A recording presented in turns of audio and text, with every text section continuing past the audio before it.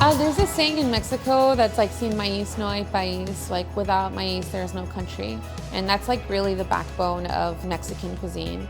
Maíz, corn, a humble food, and yet in skilled hands, something so simple can become magical. Like it's such a beautiful thing, like a freshly cooked nixtamalized ground tortilla, the way that the corn just sings. I wanted to do that for me, but I also wanted people here to understand and know that that exists, that tortillas can be this beautiful and this tasty and delicious, yeah.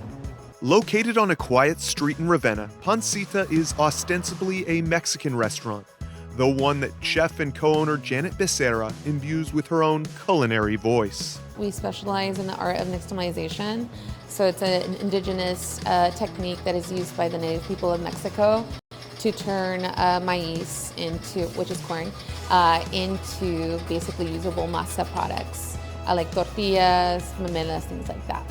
Janet grew up in Kent and spent a decade cooking in top kitchens around Seattle, along with a stop at Michelin-starred Pujol in Mexico City. When the pandemic hit, her partner, who's also a chef, encouraged her to explore Mexican cooking and the process of nixtamalization. I bought a molino from Hacienda and started grinding at home, and so I took that time to really like hone in, like understand maíz and like mess it up a lot.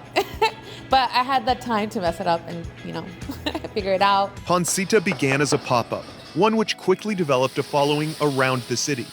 Then Janet was introduced to Sarah Penn, the owner of Pear, who offered to give Janet and Pancita a residency in her restaurant. The 6 months flew by and people really loved us, and we extended it to another year.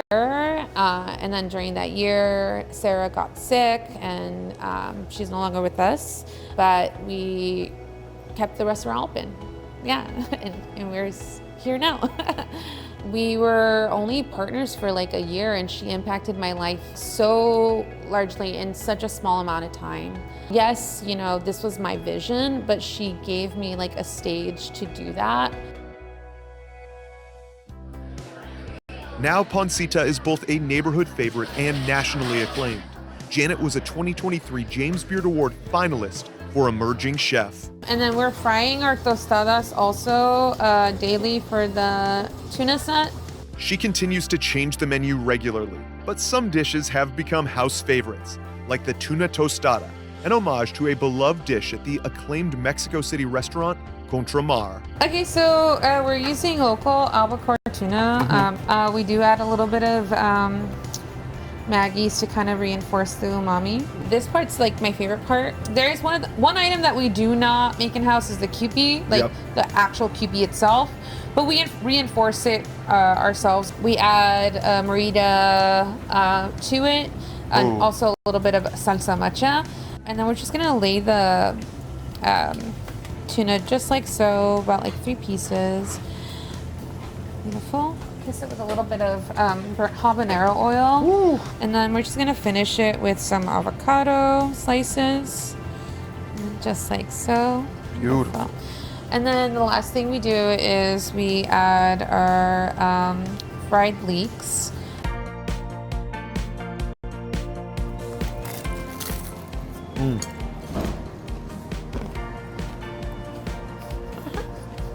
Well, that's about as perfect as a bite can get. That is such a cool dish. The thing I love is that all the different textures work together so well. I think you could put anything with the tostada and the mayo and I'd probably just enjoy it. I think you're right. we'll do some more, you know, recipe development there. Yes, sometimes the simplest things are the most beautiful. And there is equal beauty in finding one's voice and having a place to express it. You know, food is art. For me to even just like have a space that I can create and be able to like explore within, you know, the parameters of the Mexican kitchen and get to share that with people. Yeah, it's been a dream come true for sure.